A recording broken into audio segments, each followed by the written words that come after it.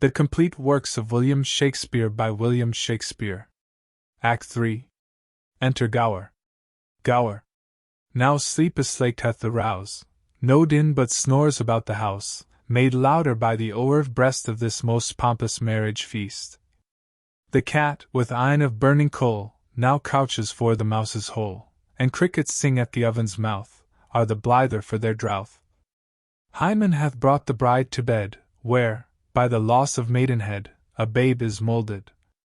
Be attent, and time that is so briefly spent with your fine fancies quaintly esh, what's dumb in show outplaying with speech. Dumb show. Enter Pericles and Simonides at one door with attendants. A messenger meets them, kneels, and gives Pericles a letter. Pericles shows it Simonides. The lords kneel to him. Then enter Thysa with child, with Lycorida a nurse. The king shows her the letter. She rejoices. She and Pericles take leave of her father, and depart, with Lycorida and their attendants. Then exit Simonides and the rest. By many a dern and painful perch of Pericles the careful search, by the 4 opposing coins which the world together joins, is made with all due diligence that horse and sail and high expense can stead the quest. At last from Tyre, fame answering the most strange inquire, to court of King Simonides are letters brought. The 10 are these: Antiochus and his daughter dead. The men of Tyrus on the head of Helicanus would set on the crown of Tyre, but he will none. The mutiny he there hastes to oppress, says to if King Pericles come not home in twice 6 moons, he, obedient to their dooms, will take the crown. The sum of this, brought hither to Pentapolis, why ravish the regions round, and everyone with claps can sound, our heir apparent is a king. Who dreamt, who thought of such a thing? Brief, he must hence depart to Tyre. His queen with child makes her desire, which who shall cross? Along to go, omit we all their dole and woe. Lycorida, her nurse, she takes, and so to sea. Their vessel shakes on Neptune's billow, half the flood hath their keel cut, but fortune's mood varies again. The grizzled north disgorges such a tempest forth, that, as a duck for life that dives, so up and down the poor ship drives. The lady shrieks, and well anear does fall in travail with her fear, and what ensues in this fell storm shall for itself perform. I nil relate, action may conveniently the rest convey, which might not what by me is told. In your imagination hold this stage the ship, upon whose deck the sea-tossed Pericles appears to speak. Exit. Scene I. Enter Pericles on shipboard. Pericles. Thou god of this great vast, rebuke these surges, which wash both heaven and hell, and now that hast upon the wind's command, bind them in brass, having called them from the deep. Oh, still thy deafening, dreadful thunders, gently quench thy nimble, so furious flashes. Oh, how, Lycorida, how does my queen? Thou stormest venomously, wilt thou spit all thyself? The seaman's whistle is as a whisper in the ears of death, unheard. Lycorida! Lucina, oh, divinest patroness, and midwife gentle to those that cry by night, convey thy deity aboard our dancing boat, make swift the pangs of my queen's travails. Now, Lycorida! Enter Lycorida with an infant. Lycorida. Here is a thing too young for such a place, who, if it had conceit, would die, as I am like to do. Take in your arms this piece of your dead queen. Pericles. How? How, Lycorida? Lycorida. Patience, good sir, do not assist the storm. Here's all that is left living of your queen, a little daughter. For the sake of it, be manly, and take comfort. Pericles. O you gods! Why do you make us love your goodly gifts, and snatch them straight away? We here below recall not what we give, and therein may vie honor with you. Lycorida. Patience, good sir. Even for this charge. Pericles. Now, mild may be thy life. For a more blusterous birth had never babe. Quiet and gentle thy conditions. For thou art the rudeliest welcome to this world that ever was prince's child. Happy what follows. Thou hast as chiding a nativity as fire, air, water, earth, and heaven can make, to herald thee from the womb. Even at the first thy loss is more than can thy portage quit, with all thou canst find here, now, the good gods throw their best eyes upon't. Enter 2 sailors. First Sailor. What courage, sir? God save you! Pericles. Courage enough. I do not fear the flaw, it hath done to me the worst. Yet, for the love of this poor infant, this fresh new seafarer, I would it would be quiet. First Sailor. Slack the bowlines there. Thou wilt not, wilt thou? Blow and split thyself. Second Sailor. But sea room, and the brine and cloudy billow kiss the moon, I care not. First Sailor. Sir, your queen must overboard, the sea works high, the wind is loud and will not lie till the ship be cleared of the dead. Pericles. That's your superstition. First Sailor. Pardon us, sir, with us at sea it has been still observed, and we are strong in custom. Therefore briefly yield her, for she must overboard. Straight. Pericles. As you think meet. Most wretched queen. Lycorida. Here she lies, sir. Pericles. A terrible childbed hast thou had, my dear. No light, no fire. Unfriendly elements forgot thee utterly, nor have I time to give thee hallow to thy grave, but straight must cast thee, scarcely coffined, in the ooze, where, for a monument upon thy bones, and remaining lamps, the belching whale and humming water must o'erwhelm thy corpse, lying with simple shells. O Lycorida! Bid Nestor bring me spices, ink and paper, my casket and my jewels, and bid Nicander bring me the satin coffer, lay the babe upon the pillow, hie thee, whiles I say a priestly farewell to her, suddenly, woman. Exit Lycorida. Second Sailor. Sir, we have a chest beneath the hatches, caulked and bitumed ready. Pericles. I thank thee. Mariner, say what coast is this? Second Sailor. We are near Tarsus. Pericles. Thither, gentle mariner, alter thy course for Tyre. When canst thou reach it? Second Sailor.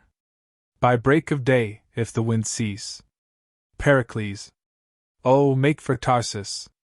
There will I visit Cleon, for the babe cannot hold out to Tyrus. There I'll leave it at careful nursing.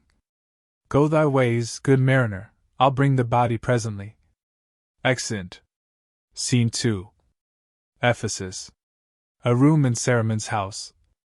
Enter Ceramon, with a servant, and some persons who have been shipwrecked. Ceramon. Philemon, ho! Enter Philemon. Philemon. Doth my lord call? Ceramon. Get fire and meat for these poor men, 't has been a turbulent and stormy night. Servant. I have been in many, but such a night as this, till now, I ne'er endured. Ceramon. Your master will be dead ere you return. There's nothing can be ministered to nature that can recover him. To Philemon. Give this to the apothecary, and tell me how it works. Exeunt all but Ceramon. Enter 2 gentlemen. First Gentleman. Good morrow. Second Gentleman. Good morrow to your lordship. Ceramon. Gentlemen, why do you stir so early? First Gentleman. Sir, our lodgings, standing bleak upon the sea, shook as the earth did quake. The very principles did seem to rend, and all to topple. Pure surprise and fear made me to quit the house. Second Gentleman. That is the cause we trouble you so early, 'tis not our husbandry. Ceramon. Oh, you say well. First Gentleman. But I much marvel that your lordship, having rich Tyre about you, should at these early hours shake off the golden slumber of repose. 'Tis most strange, nature should be so conversant with pain, being thereto not compelled. Ceramon. I hold it ever, virtue and cunning were endowments greater than nobleness and riches. Careless heirs may the two latter darken and expend, but immortality attends the former, making a man a god. 'Tis known, I ever have studied physic, through which secret art, by turning o'er authorities I have, together with my practice, made familiar to me and to my aid the blessed infusions that dwell in vegetatives, in metals, stones, and I can speak of the disturbances that nature works, and of her cures, which doth give me a more content in course of true delight than to be thirsty after tottering honour, or tie my pleasure up in silken bags, to please the fool in death. Second Gentleman. Your honour has through Ephesus poured forth your charity, and hundreds call themselves your creatures, who by you have been restored, and not your knowledge, your personal pain, but even your purse, still open, hath built Lord Saruman such strong renown as time shall never enter 2 or 3 servants with a chest. First Servant. So lift there. Saruman. What's that? First Servant.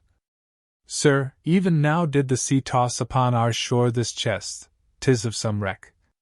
Saruman. Set down, let's look upon't. Second Gentleman. 'Tis like a coffin, sir. Saruman. Whatever it be, 'tis wondrous heavy. Wrench it open straight, if the sea's stomach be o'ercharged with gold, 'tis a good constraint of fortune it belches upon us. Second Gentleman.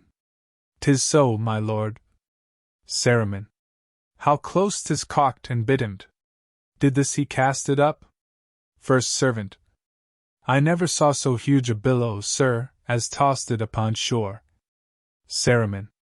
Wrench it open, soft. It smells most sweetly in my sense.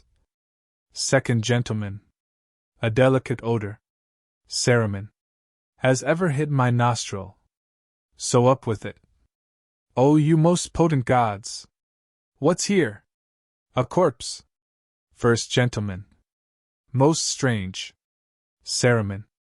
Shrouded in cloth of state, bombed and entreasured with full bags of spices. A passport too. Apollo, perfect me in the characters. Reads from a scroll.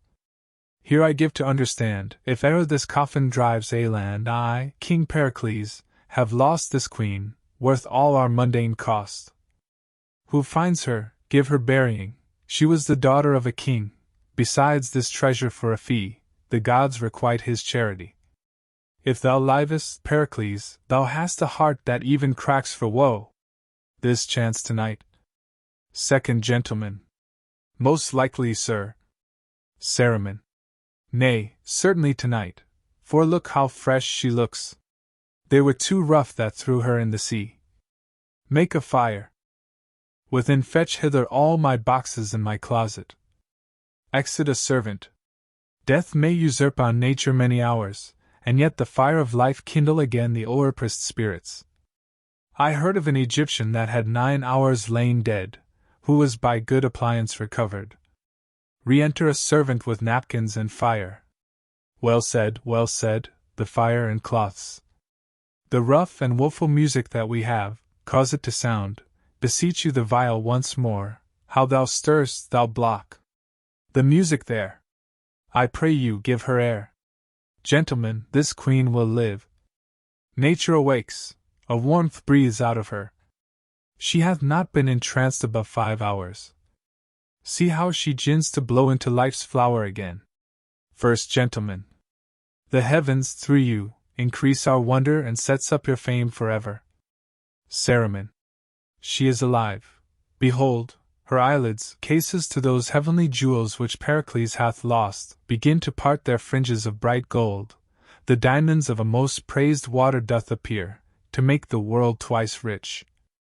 Live, and make us weep to hear your fate, fair creature, rare as you seem to be. She moves. Thysa. O dear Diana, where am I? Where's my lord? What world is this? Second Gentleman. Is not this strange? First Gentleman. Most rare. Saruman. Hush, my gentle neighbors. Lend me your hands, to the next chamber bear her. Get linen, now this matter must be looked to, for her relapse is mortal. Come, and Aesculapius guide us. Exeunt, carrying her away. Scene 3. Tarsus. A room in Cleon's house. Enter Pericles, Cleon, Dionysa and Lycurida with Marina in her arms. Pericles. Most honored Cleon, I must needs be gone. My 12 months are expired, and TYRE stands in a litigious peace. You and your lady, take from my heart all thankfulness. The gods make up the rest upon you. Cleon. Your shafts of fortune, though they hurt you mortally, yet glance full wonderingly on us. Dionysa. Oh, your sweet queen! That the strict fates had pleased you had brought her hither, to have blessed mine eyes with her. Pericles. We cannot but obey the powers above us. Could I rage and roar as doth the sea she lies in, yet the end must be as 'tis. My gentle babe Marina, whom, for she was born at sea, I have named so, here I charge your charity withal, leaving her the infant of your care, beseeching you to give her princely training, that she may be mannered as she is born. Cleon. Fear not, my lord, but think your grace, that fed my country with your corn, for which the people's prayers still fall upon you, must in your child be thought on. If neglectation should therein make me vile, the common body, by you relieved, would force me to my duty, but if to that my nature need a spur, the gods revenge it upon me and mine, to the end of generation. Pericles. I believe you, your honor and your goodness teach me to, without your vows. Till she be married, madam, by bright Diana, whom we honor, all unscissored shall this hair of mine remain, though I show ill int. So I take my leave. Good madam, make me blessed in your care in bringing up my child. Dionysa. I have one myself, who shall not be more dear to my respect than yours, my lord. Pericles. Madam, my thanks and prayers.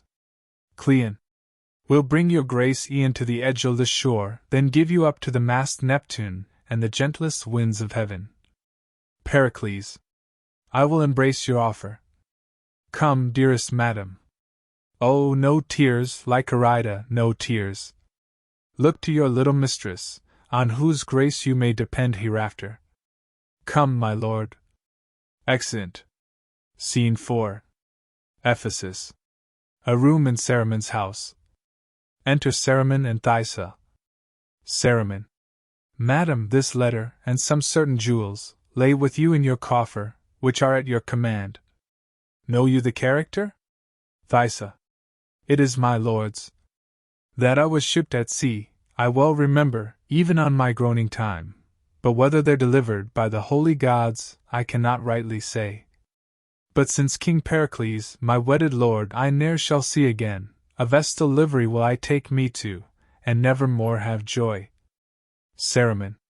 Madam, if this you purpose as ye speak, Diana's temple is not distant far, where you may abide till your date expire. Moreover, if you please, a niece of mine shall there attend you. Thysa. My recompense is thanks, that's all, yet my goodwill is great, though the gift small. Exeunt.